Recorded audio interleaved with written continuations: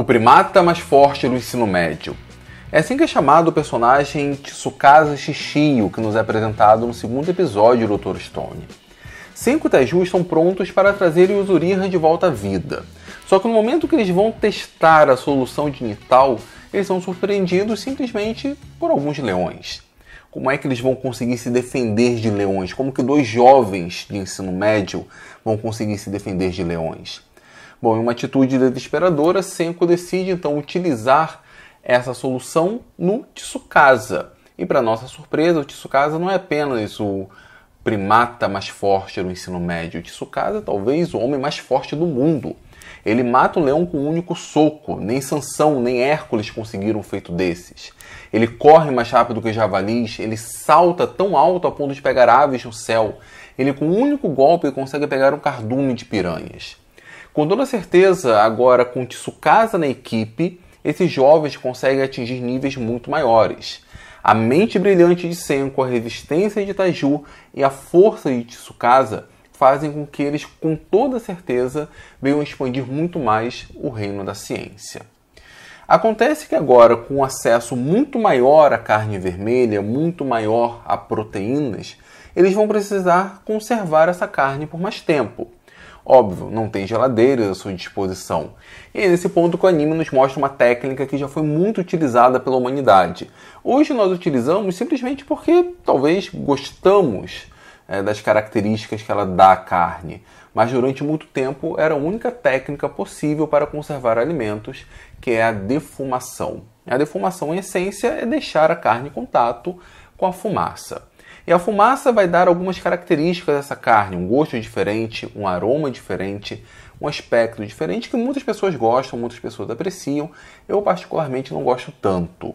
Isso acontece, essa capacidade de preservar a carne, porque ao entrar em contato com a fumaça pode ocorrer a desidratação da carne. Uma carne desidratada dura mais tempo, afinal os micro-organismos precisam de água para sobreviver. Mas também em contato com a fumaça da carne, temos ali algumas substâncias com características antissépticas, como é o caso do aldeído que o próprio Senku cita no anime. Além dos aldeídos, nós temos os álcools, várias substâncias que têm exatamente o poder de matar os micro-organismos. Temos alguns ésteres que conferem cor, sabor, um aspecto característico à carne. Por exemplo, se você já comeu churrasco de uma churrasqueira elétrica, deve ter notado que o gosto é bem diferente. Isso porque a fumaça que vem do carvão confere à carne uma textura, um gosto, uma coloração bem distinta. Essa fumaça, apesar de ter algumas substâncias que são favoráveis para a manutenção da carne por mais tempo, também contém outras substâncias muito perigosas, como é o caso dos benzopirenos, que tem um grande poder carcinogênico. Então, quando nós consumimos carne vermelha, carne de uma forma geral, ou qualquer alimento defumado, temos sim esse risco associado, incluindo o próprio churrasco. E agora que o alimento não é mais problema, a proteína não é mais problema, o Senku começa então a planejar como construir o seu reino da ciência. E ele fala que para termos uma sociedade tecnológica, a substância mais fundamental não é nem o ferro, como proposto pelo próprio Tsukasa, ou muito menos o smartphone proposto pelo Taiju, mas sim o carbonato de cálcio. O carbonato de cálcio é um sal bem comum, ele é um dos principais constituintes do mármore, por exemplo. O Senku, entretanto, obtém o carbonato de cálcio a partir das conchas. As conchas não são apenas carbonato de cálcio, temos ali uma mistura de carbonato de cálcio com algumas proteínas. São essas proteínas que conferem aquela característica lisa das conchas. Se alguém já viu alguma concha, vê que a parte interna dela é lisa, é por conta de algumas proteínas. Mas sim, as conchas são excelentes fontes de carbonato de cálcio. O anime comete um equívoco chamando o carbonato de cálcio de cal. Na verdade, o que nós chamamos de cal é o óxido de cálcio, uma substância com características bem parecidas com o carbonato de cálcio, mas não é o carbonato de cálcio. E ele fala que o carbonato de cálcio é extremamente útil graças a 4 características que nós podemos encontrar nele. A primeira delas é a possibilidade de regular o solo. Para quem estudou um pouco de química, sabe que o carbonato ele tem características básicas. Então, se o solo estiver muito ácido, o carbonato vai interagir com os íons H+, né, o que faz com que o solo esteja ácido, e com isso ele regula o pH e, portanto, o processo de agricultura fica extremamente mais favorável. A segunda característica é produzir argamassa. A argamassa, o cimento, é essencialmente silicato de cálcio. Então o carbonato de cálcio vai fornecer o cálcio.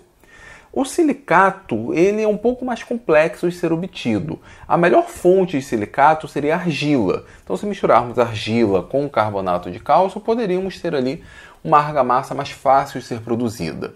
O 5, entretanto, utiliza uma outra fonte de silicato, que é a areia. A areia é essencialmente sílica, óxido de silício, que quando misturado com carbonato aquecido, sim, consegue fazer o silicato de cálcio, e aí nós conseguimos ter a base para a argamassa, a base para o cimento, e a partir daí é possível termos construções muito mais duradouras, muito mais fortes.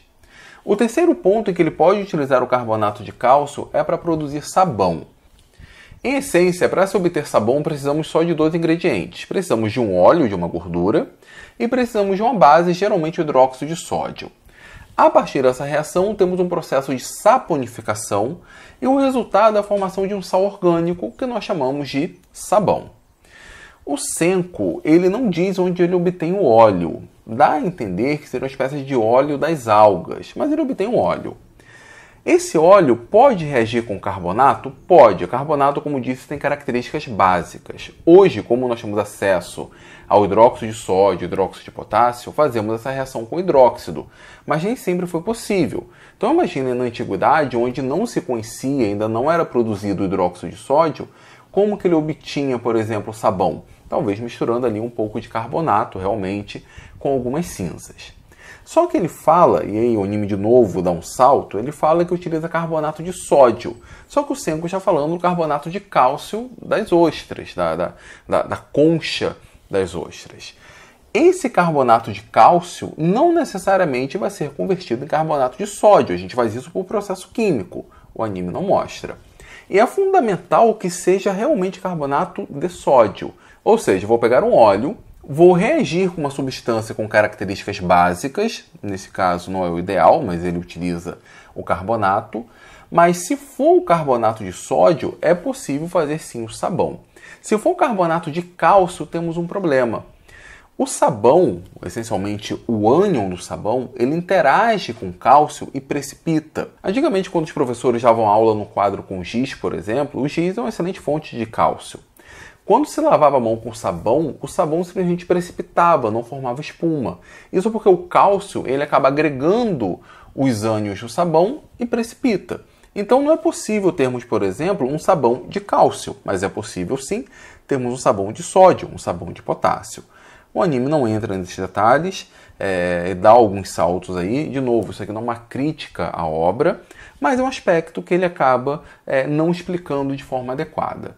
De qualquer maneira, o carbonato de cálcio vai servir sim para corrigir o solo, vai ajudar a produzir argamassa, de certa forma vai produzir sabão, porém a quarta forma que o Senko inicialmente diz que pode utilizar o carbonato de cálcio, ele não revela. E o Senko não revela para o Tsukasa por precaução, porque ele já percebe que a filosofia dele é diferente. Enquanto o Senko quer trazer toda a humanidade de volta à vida, sem fazer julgamento moral, sem fazer um pré-julgamento, o Tsukasa ele quer trazer apenas os jovens, porque ele considera que os adultos já estão corrompidos. Portanto, o Senko começa a filtrar algumas informações porque ter um inimigo tão forte quanto o Tsukasa não é bom. Ter um inimigo tão forte quanto o Tsukasa com conhecimento científico é pior ainda. E é isso, pessoal. Essa foi a análise do segundo episódio do Dr. Stone. Gostaram? Se gostaram, por favor, dê o seu like. E se quiser ser avisado quando sair o vídeo número 3, se inscreva aqui no Universidade da Química e ative as notificações. Se quiser apoiar financeiramente esse projeto, pense em se tornar um membro, menos de R$ 8 por mês. Sua ajuda será muito bem-vinda.